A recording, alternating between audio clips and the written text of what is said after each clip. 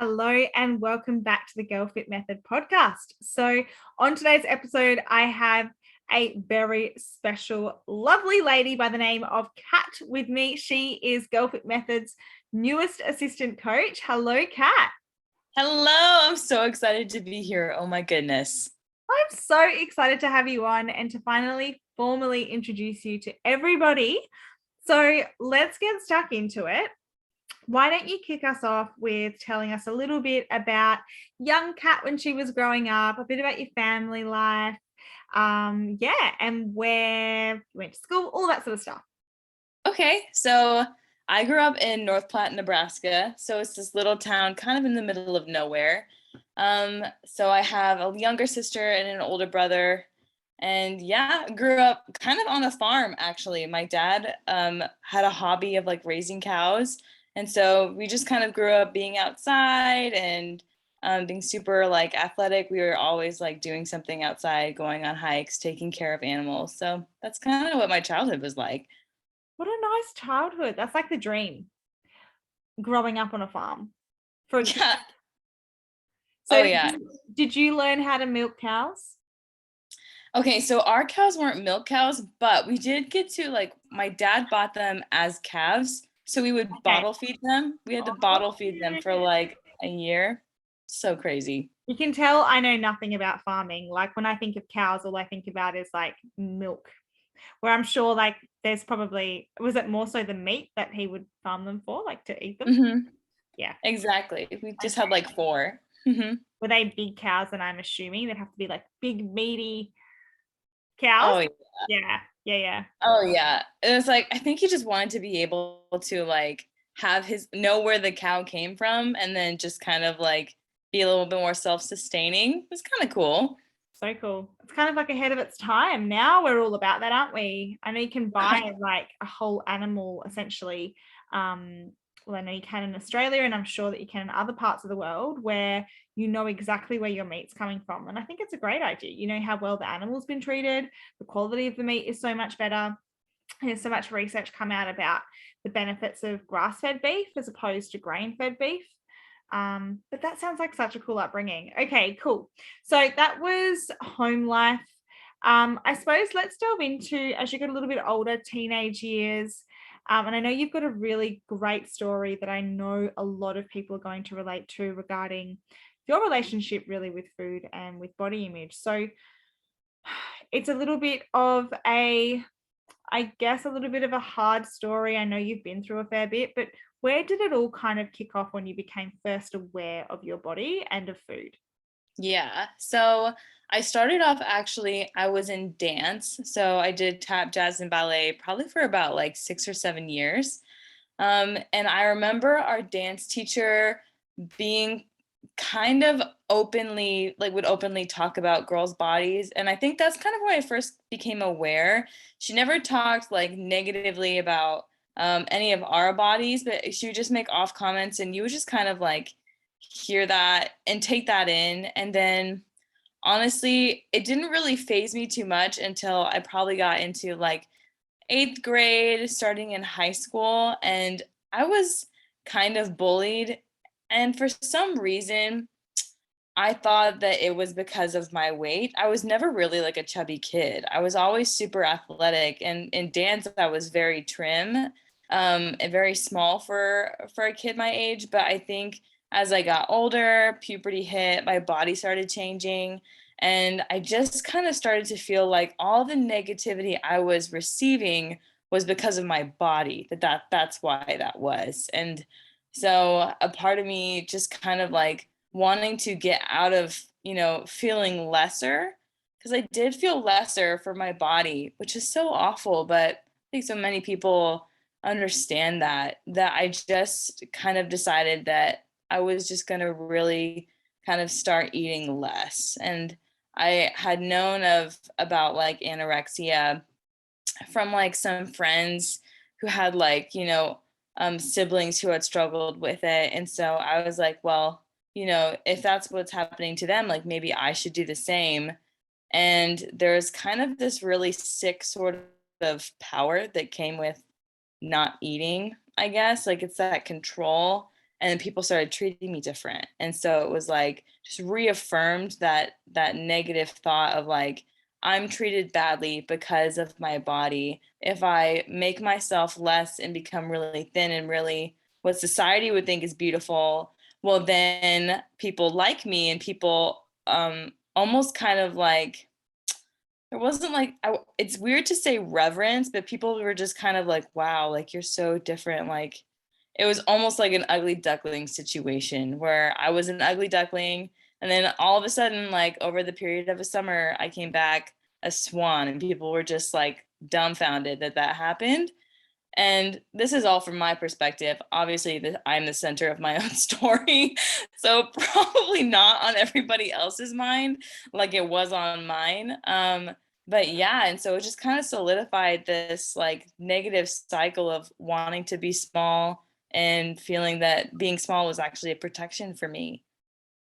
Well, yeah, I mean, you were clearly getting feedback. So it's kind of like, especially when you're at that age, you're so impressionable, and really your ultimate goal is to fit in and to be accepted and to feel valued and seen. And so you weren't valued and seen, or you felt you weren't prior.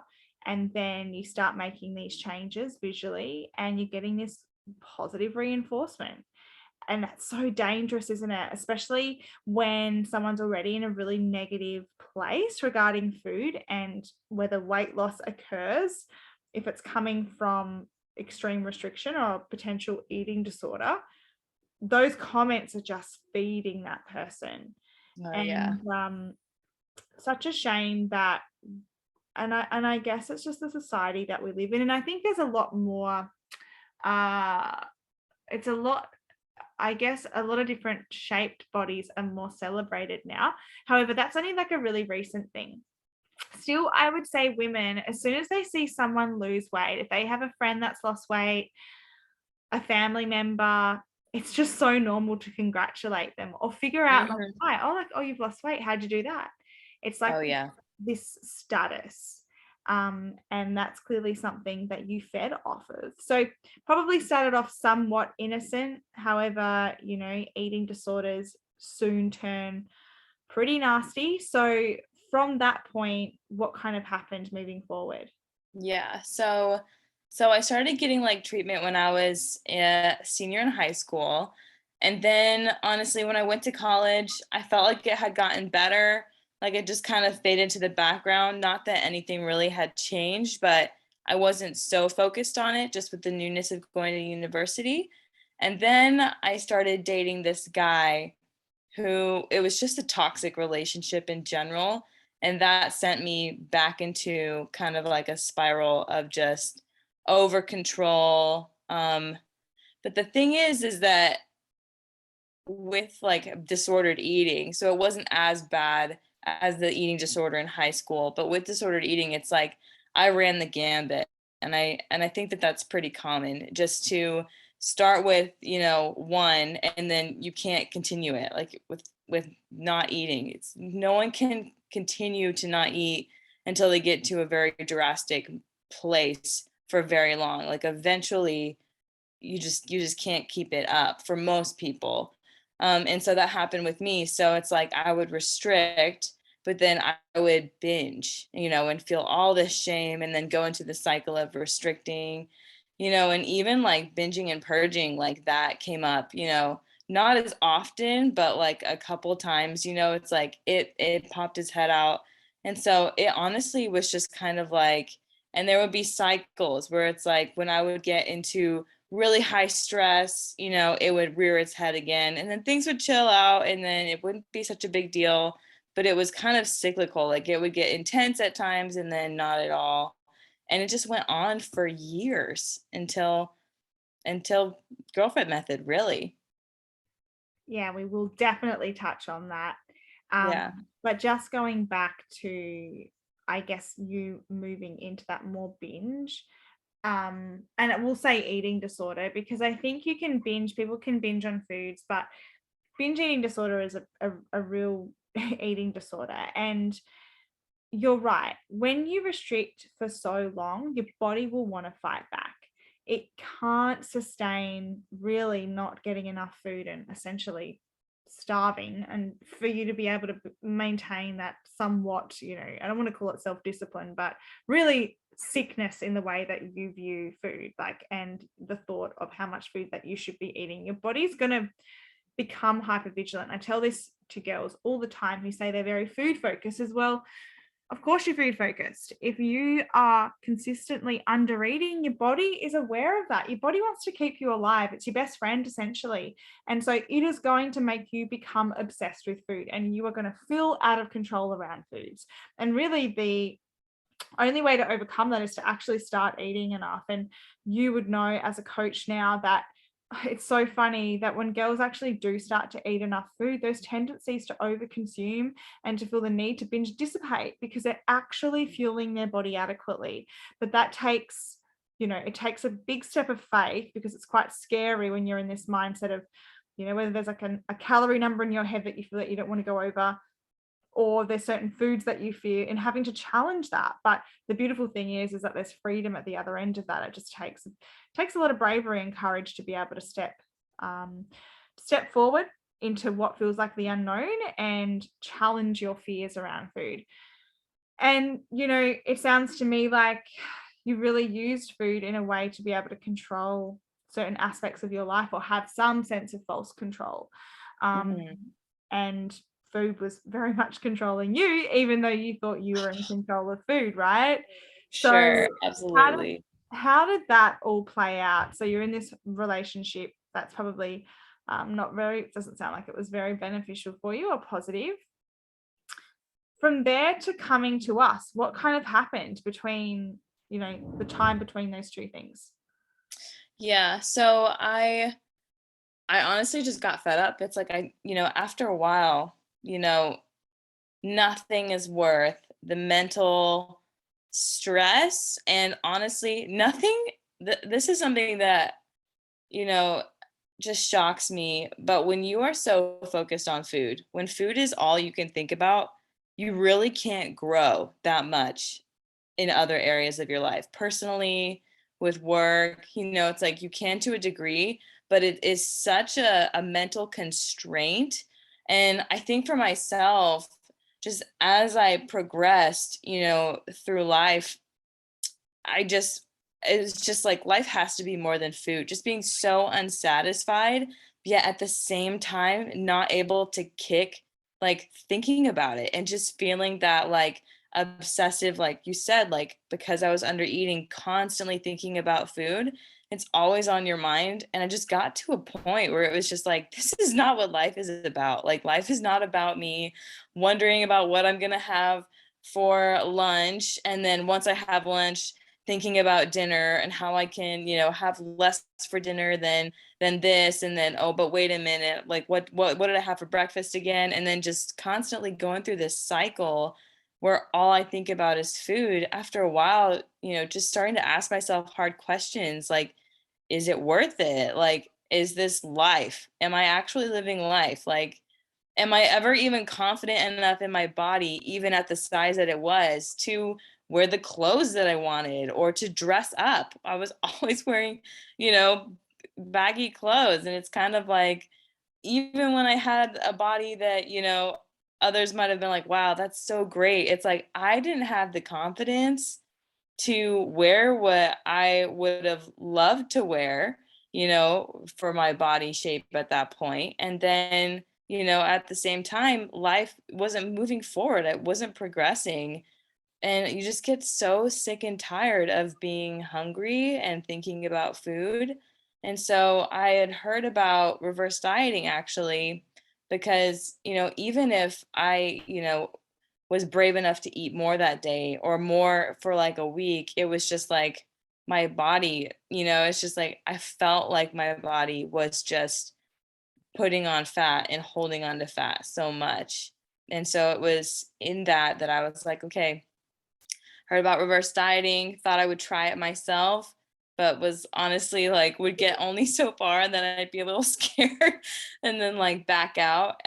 But I did notice that like incrementally, like over time, raising my calories a little bit, but just really realizing I needed a coach and I needed help. And I don't want to live my life like that anymore, you know? I love that. With that choice, I think comes an element of feeling like you deserve more. And that's when change can happen, because as you were talking, all I could think about was ultimately, yeah, all of these horrible things were happening. You were thinking about food all the time. You were sick of feeling probably very anxious and depressed constantly because your life was just completely controlled by food, by feeling hungry, by hating yourself. But what had happened with you is you realized that you deserved more. And Mm, I think that is the key. That is the game changer, is the person who is going through that needs to understand or get to the realization that they feel like they deserve more in their life than what they're being served. Because ultimately, and I talk about this all the time, that the way that you view yourself, the way that you think about yourself, your mindset about yourself will manifest in the kind of life that you have. And if you don't think you deserve anything, then you are going to live a life that you're going to really hurt yourself because you believe that's all you're worthy of. And when you get to a point where you think, and maybe you don't fully believe it, but maybe you think, do you know what? Maybe life is more than this. Maybe my value is more in the way that I look, or more than the number on the scale or the size of my clothes, that you can explore really what life is about, and you can get your life back. yeah. But you need to want that for yourself, because it's hard. It's really hard work. And that takes us to, I suppose, doing that reverse diet, right? And you also talked about your body just holding on to fat. And, we see this all the time. And I know it's really hard, is that when people do have that realization and they think, okay, I don't want to live like this anymore. Well, they're in a position where their only option is to move up and is to eat more, essentially. And that can result in fat gain. And that can be really difficult, because that's usually the last thing that you want. It's your biggest fear. So I guess going back to that position, so you tried to do it on your own, which we always say, good luck. It's too Right. hard to do on your own. I didn't do it on my own. Um, and I think a very small percentage of people can do it on their own. You really need to work with someone who understands it and that can guide and support you there. And let's just preface once again that if you actually have a diagnosed eating disorder, you should be seeing a therapist. Working with a Mm, nutritionist, working with a trainer is wonderful, but you need to really be working with a therapist first, because this sort of stuff is deep work. It's not just surface level calories, surface level like exercises. This is deep stuff that you need to be working on. So with that aside, you decided to work with us. Now, how did you feel starting with us? What was oh going my gosh. on? I was so nervous, but so excited. I really was. I would, you know what, to like take, I don't know what it was, but to take like the mental edge off of it, or just to help me through, I would just picture myself like, what's the worst that can happen? What's the worst that can happen? I'm like, oh my gosh, well, I gain like so much, fat, right? Because that was really I was like, what if I gain so much fat? And I would literally just sit with it and be like, okay, if I gain fat, I would probably look like this. I would probably feel bad, but it would be worth it, just to like prepare for the worst. But Yeah. I was so nervous. I really was. Oh, it's just scary. I also, like, I remember, if I think back about my situation, and it's like, when you start to eat more, it's in your gut, the butterflies in your stomach. You're like, oh my gosh, this is a thing that I've been avoiding for so many years. And now I'm doing the absolute opposite. And that's completely normal. But my goodness, how empowering is it to just kick that fear in the butt and do what you know you need to do anyway, because it gets you to some incredible places. So before we jump forward to the outcome for you, I want to talk about your experiences and the struggles that you faced through your time coaching with us. So I want to be really open and honest and raw about the difficult times. So do you want to shed some light and let us know what that kind of looked like? Yeah, I think that my journey, through being coached was like it had its ups and its downs. So it was never just like the steady progression. It was never like a steady like going up. Like there'd be some peak times and some low times. I think for me, you know, a low time was like, I hadn't done resistance training before. And so like I was like building muscle. And so in building muscle, some of my clothes started feeling tighter in different places and it just wasn't comfortable. And for a little bit, that was a really low period. That was hard to just kind of like realize, okay, the clothes that I have, you know, they're uncomfortable to the point where I need to get bigger clothes. Now, it wasn't like going up like in so many sizes. It was literally just going a size up. But for some reason, it's like the hardest part was letting go of the old size. But the most blissful moment is once I accepted that and was like, Kat, this is good. Like, you are doing a good thing. Like, this is hard stuff, but you need to do this. Like, you are actually getting closer to your goal. And that was an epic win because it's like, but literally, there was like such a wall that I hit when it came to embracing the new me. Because it literally is a letting go. Like, there's a little bit of like, letting your old restrictive self kind of die. And it's hard because that person might have been someone who you cling to get through something difficult like I did. Like it might be somebody, that like you that was a source of control for you and a close friend in something hard.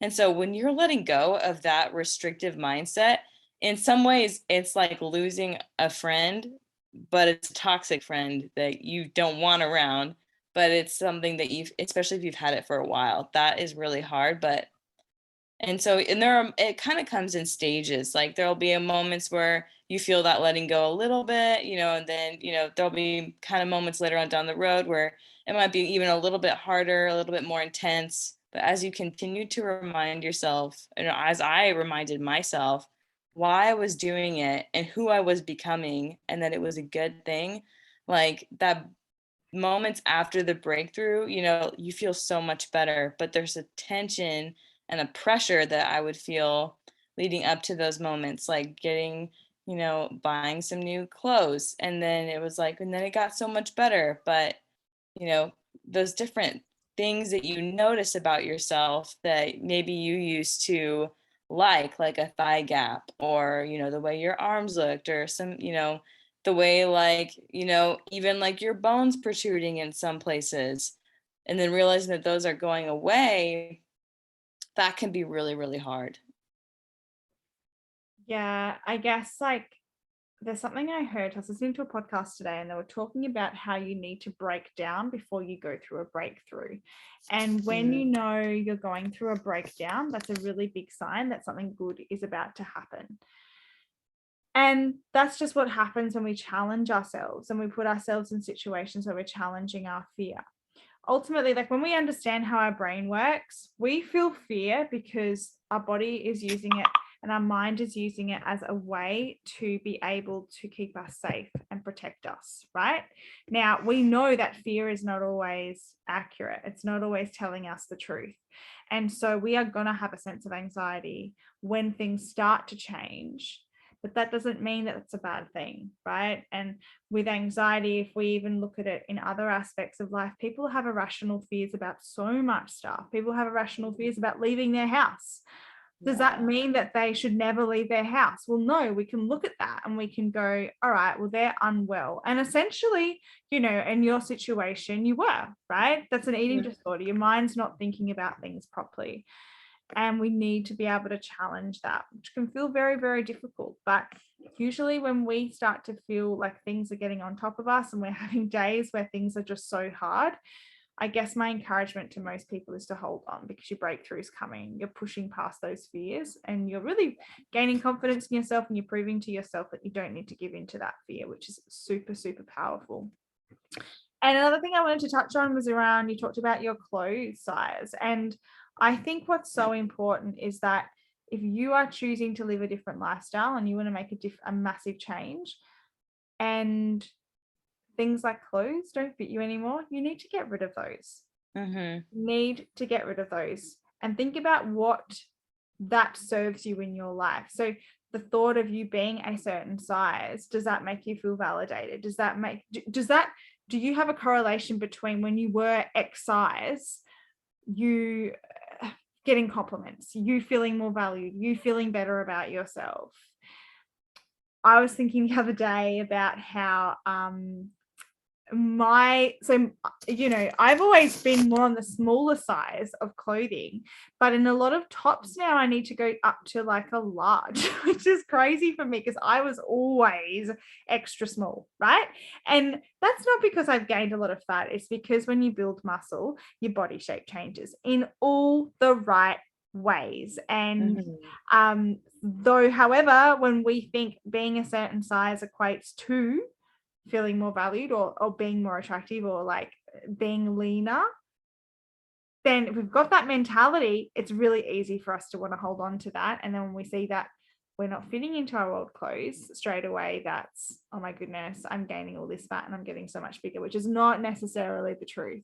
And it's letting go of all of that and not that being your identity, not being the number on the scale and not being a dress size, being who you are, your identity, or even how good you look as well. Yeah. Oh, for sure.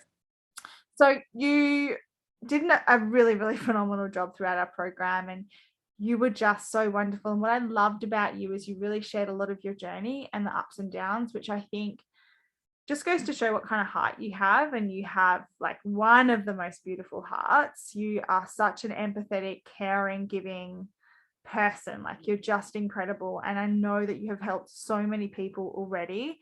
And the ability to have you on board as a coach is just honestly like such a blessing on our part. And you're already family anyway. So being able to kind of welcome you in as a staff member was just a natural progression. So that was really, really awesome.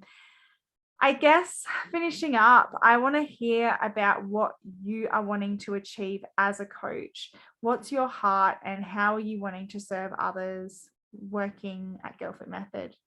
Yeah. Oh my gosh. Well, first of all, thank you. It honestly does feel like family at Girl Fit Method. Like, it's unreal. I love it so much. And you're incredible, Tosh. Like, seriously, blown away by you all the time. But like, to answer your question, what I would love to like see as a coach is just freedom. Honestly, just for women, whoever comes that I get to coach, like, to feel that freedom of not having to think about food all the time, not having to worry about, the scale all the time, and even just education, because there's so much false information out there. And the diet industry is such a huge, massive industry, and so much of it that is being sold isn't true, and so they can just like create more and more problems. And for me, it's like education, but it's also just to see women be and step fully into who they are and loving who they are and feeling confident and empowered. Because gosh, I just think for myself, like, what could I have accomplished had I not been thinking about food 24/7 for the past 7 years? And there are just so many incredible women out there.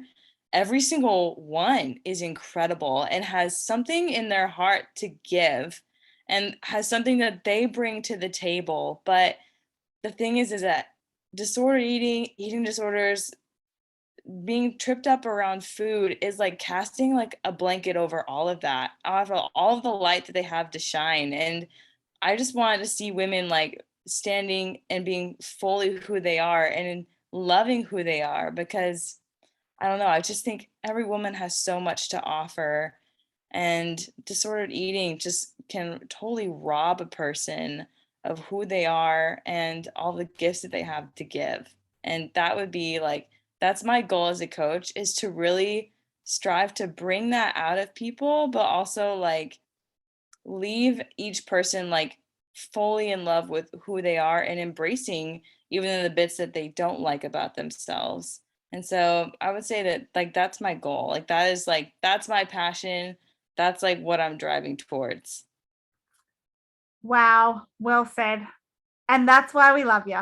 And you're going to, and you're already making such a huge impact. So I think it's really important that if you could share where people can find you, because you put out some really incredible content, very relatable, especially if you are going through a reverse diet at the moment. So what is your Instagram handle, Kat? Yeah, so it's at Cats in Your Corner on Instagram, and that's honestly the only place I'm at right now. Love it. Go ahead and follow her. Thank you so much, Kat, for jumping on today. I've loved chatting with you. Thanks for having me, Tosh. My pleasure, guys. Thanks again for listening. If you enjoyed this episode, hit the follow button if you are listening on Spotify.